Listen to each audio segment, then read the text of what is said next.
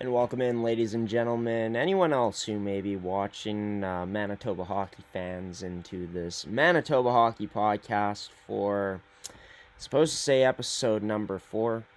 Says episode number 3, but yeah, this is edition number 4 of the show, brought to you by Terrico, Make Hand Fasteners and Tools, Can Central Sports Cards and Memorabilia.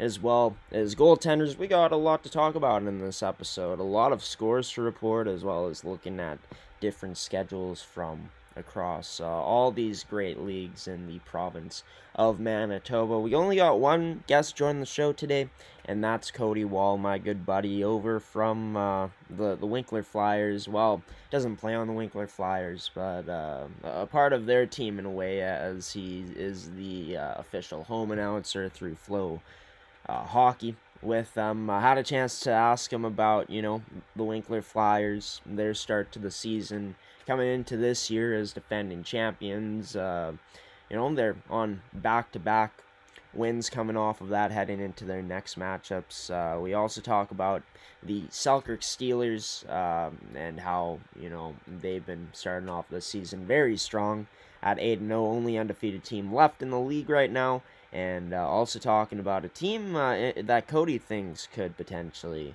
still get better and get back into or into a playoff spot as this season goes along. Still early in the MJHL, but lots to talk about with Cody Wall coming up next year on episode 4 of the Manitoba Hockey Podcast, presented by Can Central Sports Cards and Memorabilia, Goaltenders, Terrico, and Make Hand Fasteners and Tools.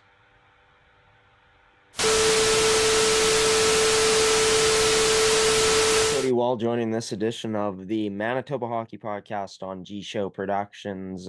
Cody, the Winkler Flyers back-to-back wins after losing 2 in a row. You had, of course, the pleasure of calling both of those wins. The most recent one, 4-1 last night against the Portage Terriers. Take me through, this early start to the season, 3-2 for this defending champion Winkler Flyers squad. Yeah, well, pleasure to be on again. I want to say that to start off there, Graham. Thanks for having me again. And the Flyers season, started off a little bit murky.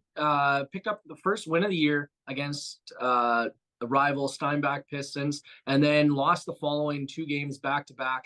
Like you say, they picked up 2 wins against Dauphin and Portage, only allowing 1 goal in both those games, and mostly off the back of well, I don't want to say mostly off the back of Liam Ernst. Obviously, it was a full team effort, but you gotta give the goaltender props when they deserve it.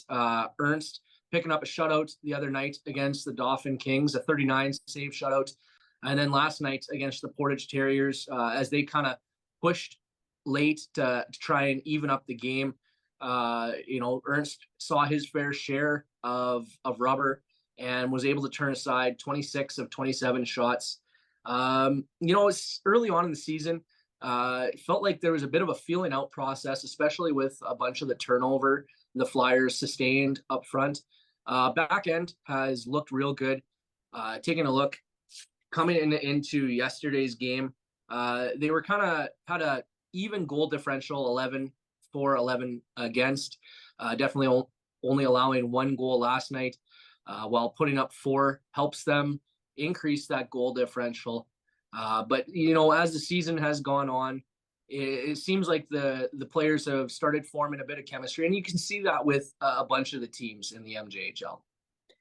Yeah, and just taking a look deeper into the numbers, I guess, right now, Winkler, after 5 games, one of the best defensive teams in terms of goals for, or goals against in the MJHL at 12. The only teams better are the Pistons, the Steelers, and the Dauphin Kings. But, a win against a pretty darn good Dauphin Kings team to start off the year, tied for the least goals for in the league at 9 with the Pistons. They're able to shut them out, and then they go out and beat a team that, was tied with them in the standings early in the season in the Portage Terriers. How huge and crucial are these early season wins for this team, moving forward in the long season? Yeah, people always say that the wins in October mean just as much as the ones when you're coming down in a playoff hunt in the April months. It is good to pick up some wins early on in the season. As I said, the Flyers kind of got out to a bit, looked like they kind of had to feel each other out.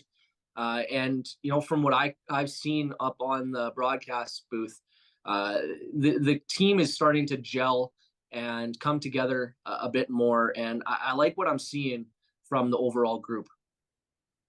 Yeah, and for Winkler, of course, like you mentioned, they open up the season with a close win against the Pistons, and then, of course, losing two in a row. One of those games coming to the Pistons 4-2, and then a close one to the Manitoba Titans. But even insane, in the two losses, and starting off slow, like you said, Cody, and this team starting to mesh more. I mean, even though they weren't as, blended with the chemistry and stuff like that through the first three games, like this is still a team that, even though they don't have it all together in those games, still kept it close. Definitely. Yeah. I mean, looking back at last year's team, there are a bunch of defensemen coming back, and, very strong defense definitely has carried back over into this year. The Flyers do a good job of suppressing their opponents, especially in tight games. We saw last night when the Flyers were up 4-1 coming into the third period. They weren't able to register as many shots as the Terriers, but they did a good job of keeping a lot of plays off to the perimeter, keeping them out of the high danger areas, and trying to get the game nursed away, and ended up picking up a 4-1 victory. Yeah, and Winkler's going to look to continue that heading into this Thanksgiving weekend, going up against Swan Valley and then against the Portage Terriers, both games at home as Winkler continues on a four-game homestand early here in October. Cody, these matchups coming up, what you expect from this Flyers team, I guess, coming up here? Yeah, it'll be interesting to see what the Flyers are able to do against these next couple opponents. Obviously, starting off with the Swan Valley Stampeders, got to imagine they're going to be very hungry to get some wins. We were talking about getting wins important early in the season. So far, looking in their 7 games, only picking up one victory. So I got to imagine they're going to be coming to Winkler very hungry, wanting to get that next win and try and keep themselves within striking range, as you don't want to get too far behind in the regular season before you start finding your way. You definitely want to keep up with the rest of the pack so that you don't find yourself out of a playoff position in December, and you're trying to scratch and crawl back. Right. Looking at the game against the following night against the Terriers, I think that one's going to be a very heavy game. As the game kind of went on last night, both teams definitely showed their displeasure for each other. So I got to imagine there's going to be a bit of there's going to be some extra oomph from the Terriers heading into Winkler on this upcoming Sunday as well. No, for sure. And I think that, these teams not waiting that long to play each other again definitely is gonna create for I think, potentially a chippy matchup. We always seem to see those in junior hockey, no matter what the level, especially in games like rematches like this coming up. But another team that Winkler is going to be playing, and we'll transition into talking about this team now, is the Selkirk Steelers, best team in all of the MJHL right now. A perfect 8-0 to start. Now, they may not be undefeated when these two teams meet up against each other, but Selkirk's proven to be the class of the league to start off the year. Talk about, this team, Cody. Give the viewers some insight. I know you haven't had a chance to call games with Winkler when they've come to Winkler, of course, as of yet, but you'll have a chance on the 15th. What's this team looking like on paper? How have they been so hot to start off the year? Yeah, on paper, it looks like the Selkirk Steelers, a lot of fresh faces as well. Looking like they got about 9 or 10 rookie rookies on their roster. So on paper, you'd think that it'd take a little bit of time for all those new faces to mesh together, but it does look like the Steelers have done a good job of looking for some veterans around the league to try and help with educating those rookies and transitioning them to the MJHL style of play. The Steelers ending last year, they had a couple of good streaks of games where they had pushed hard to make the playoffs, and got to imagine the veterans for that team, gonna bring all that experience from last year and try and make some tweaks. Obviously, every year is a little bit different. Selkirk Steelers this year, looking like they've had, a great start, 8-0 on the year. They've had solid goaltending, and they've managed to get some contributions from a number of players.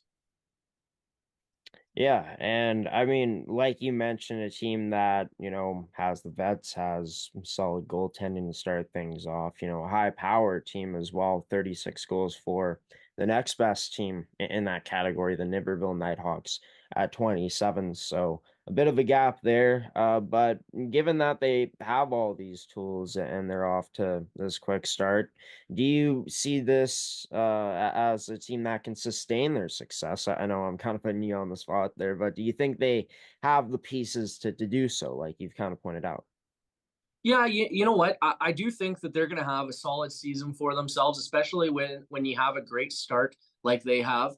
You're able to get a bunch, kind of get a bunch of momentum. And, I feel like that momentum will carry them through a bit of the doldrums. They'll have, obviously an 8-game winning streak to start the year. That's something that, in a month or two down the road, you're in November, December, and you lost back-to-back games. You're looking at a third game against a formidable opponent, and you can kind of go back a little bit in time and say, you know what, guys, it's okay. We've lost back-to-back games. Let's not overreact. Let's just get back to playing hockey how we were earlier in the year, and you know what, the good things will come. Cody, not every game, I guess, could matter as much for some teams early on in the season as I don't know if it's happened recently, but there's sometimes teams who get off to a slow start and then they start to put it together. Who are the teams that you're kind of looking at, or one team in particular that is started off slow, that looks strong on paper coming into the year, that may be able to put things together if they start to do the right things right? We're just talking about the Portage Terriers. They're always a team that in the MJHL is always near the top of the league. Taking a look at them right now, they sit 10th in the 13-team league at this point. But I imagine that we're going to see the Terriers start to figure it out as the season goes on, much like we kind of found the Flyers getting kind of finding their stride in these last couple of games. I think the Terriers, they're always a solid team, and I think that they're gonna bounce back. Well, we'll have to wait and see, I guess, hey, as this season continues to roll along. A lot of hockey to be played, as most games that have been played so far have been 8. Cody, thanks for joining the show, and we'll catch up in, another 4 weeks or so, in about a month. You'll continue to enjoy the high-level junior hockey coming your way down in Winkler. Yeah, I appreciate you having me on again there, Graham. Always a pleasure getting to join you on your podcast.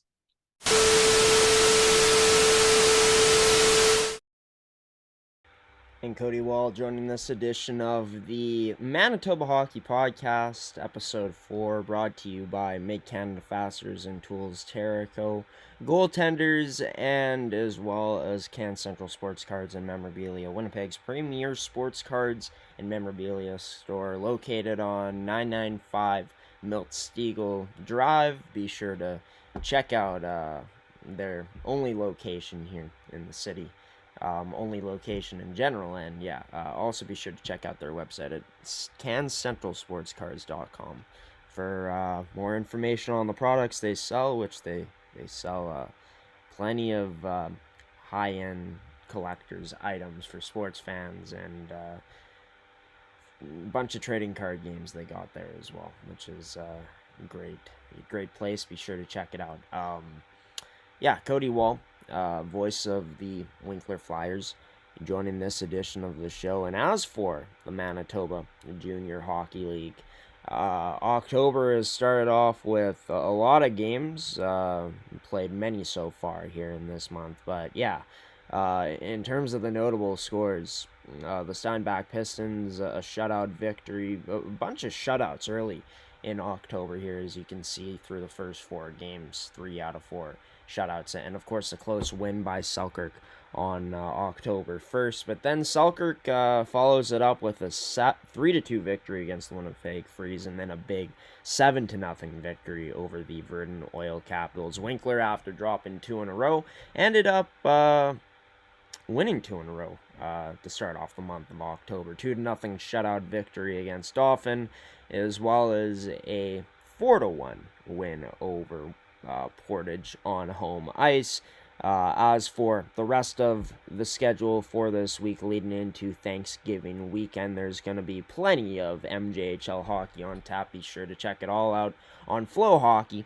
And as for the standings, as mentioned, the Selkirk Steelers, a perfect 8-0 to start off the season. High-powered offense, fantastic defense from this team so far. The other notable teams in terms of their records to start off the year, of course, the Steinbach Pistons, who got the best, or the second best, I guess, goals against differential, only second to the Selkirk Steelers. Other notable teams with strong starts to the year, of course, in the East Division, the Niverville Nighthawks, Winkler getting better and better, and then in the West Division, the Northern Manitoba Blizzard on top by only 2 points at this point in time. Dauphin with a slightly better goals against differential than them. The only team without a win so far are the Winnipeg Freeze.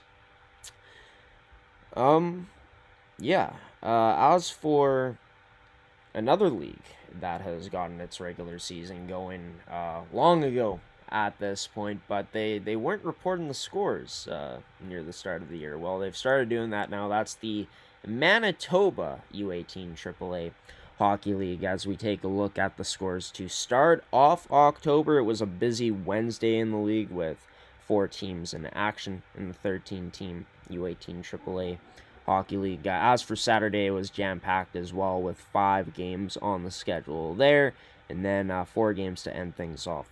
On Sunday, league play resumes, of course, coming up tomorrow. Busy weekend ahead for this league as well on Thanksgiving weekend, with plenty of games on Saturday and Sunday to wrap up the second weekend of play for them in the month of October. As for the standings, well, the Brandon Wheat Kings haven't missed a beat. Their winning streak in Manitoba U18 AAA Hockey League play only continues. Of course, this team hadn't lost a regulation game last season.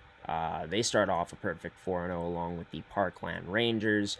Brandon with a ridiculous goal differential to start off the year. The only winless team so far, the Yellowhead Chiefs and the Central Plains Capitals.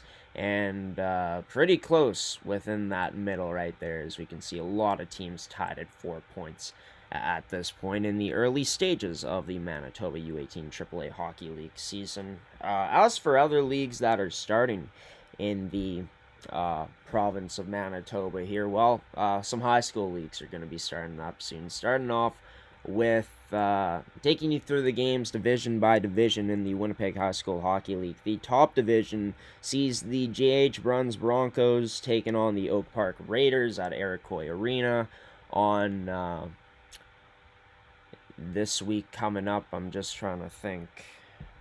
That'd be on the Friday, I believe it would be. Yeah, season opens up on Friday for these teams in the top division of the Winnipeg High School Hockey League with 3 matchups. The defending champion, St. Paul's Crusaders, won't be in action to open things up in this season. Full schedule available on Winnipeg gshow.ca for this league. In terms of the teams in the Platinum Promotion Division this season, there's quite a few. There's going to be the John Taylor Collegiate, J.H. Bruns Collegiate, Lord Selkirk Collegiate, Oak Park High School, River Easton, plenty more teams. St. Paul's, of course, coming into this season as the defending champions here. As for the Winnipeg Free Press division, they get their season started coming up this Thursday at Dakota Community Center as the Dakota Lancers take on the Pierre Elliott Trudeau Canadians. Doubleheader on Friday, and then action resumes in the league coming up next week on October 16th. As for the Price division, opening week for them doesn't start until the 15th, so coming up next week, next Tuesday, so actually a week away from that division getting going. The Price division is Division 3 out of the 3 that this league has. Platinum Promotions being number 1 and Winnipeg Free Press being Division number 2. Like I said, check out the full schedule, standings, results, scores, everything you can think of to do with this league at winnipeghshl.ca. As for the Manitoba Women's High School Hockey League, they will not be getting their season going until, as we just pull it up, next week for the Division 1. Glen Lawn Lions and Warren Wildcats taking on each other at the Access Credit Union Arena. That'll be played, I believe that's in Morden, Manitoba, or close to Warren. Check back on the Manitoba Women's High School Hockey League website here if you want to see where these games exactly where they're being played, to click on that and the location will come up. But 3 games to start things off next Tuesday, Wednesday game, and a Friday matchup coming up next week with St. Mary's Academy Flames taking on the Vincent Massey Collegiate Trojans. As for Division 2, they'll also get started on Tuesday with only one game. The Sturgeon Heights Huskies at home at the Civic Center to take on the Garden City Collegiate Gophers. Puck drops at 4:10 p.m. Doubleheader on Wednesday, tripleheader on Thursday, and a doubleheader on Friday to end off opening week of the league's action in Division 2 next week. And as for Division 3, they also start on Tuesday, doubleheader there, doubleheader Thursday, as well as one game on Friday, the 18th, to finish things off. The season starts between a school that I went to, College Belleville Barracudas, getting their season started in the Division 3, playing against the PCI Saints at Southdale Community Center on the Eastern. Going to be chilly. That's quite a cold arena. We'll end off in terms of, well, 2 things actually to end off here in this episode. Another junior hockey league to talk about. We're going to talk about that coming up next as we take a transition here. And then I'll be back with some final words and also some U of M Bison's hockey updates here on the Manitoba Hockey Podcast on G-Show Productions on gshow.ca here for Episode 4. Welcome back to the show, everybody. It's been a lot of fun on this Tuesday morning, but we're going to wrap things up here shortly. We've talked about the Manitoba Junior Hockey League, the Manitoba U18 AAA Hockey League, Winnipeg High School Hockey League, as well as the Manitoba Women's High School Hockey League. And by the way, if you want to check out all things Manitoba Women's High School Hockey League, in terms of their stats, standings, schedule, scores, everything to do with that league, check out mwhshl.ca.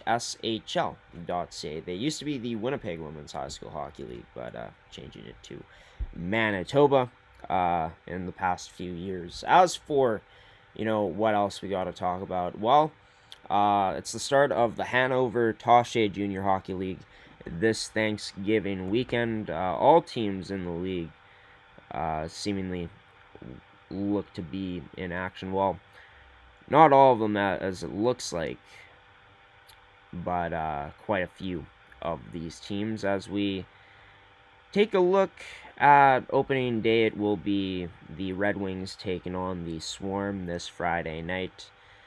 As for You know who the Storm is. That's McDonald. The Red Wings are Grunthal.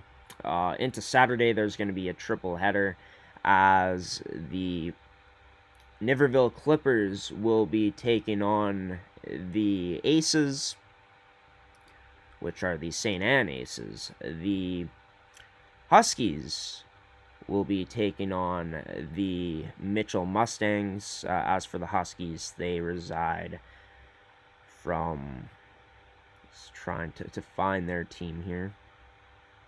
Yes, the Huskies are Steinbach. As for the Landmark Blues, they'll be taking on the Springfield Extreme to end things off on Saturday night. And then on Sunday, it'll be the Grunthal Red Wings taking on the Niverville Clippers. The Landmark Blues back in action on Sunday night to take on the McDonald Swarm. And then things end off on this opening weekend with the Huskies, Steinbach Huskies, taking on the East St. Paul Gators, who will be making their Hanover Tosche Junior Hockey League debut this season.